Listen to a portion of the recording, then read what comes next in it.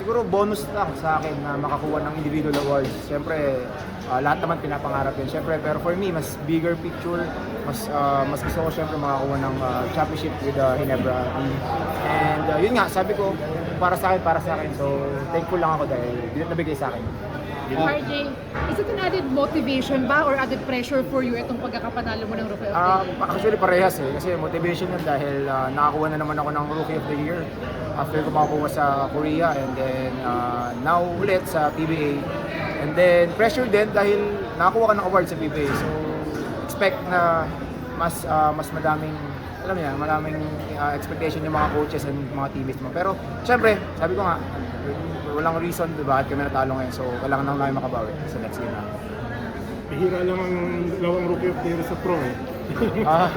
Yun nga medyo hindi nakakapaniwala dahil back-to-back Rookie of the Year, parang kalokohan, di ba? So, pero yung isa kasi sa Korea, kaya medyo kapaniwala. Pero syempre sa PBA, walang back-to-back Rookie of the Year. Medyo angan-angan.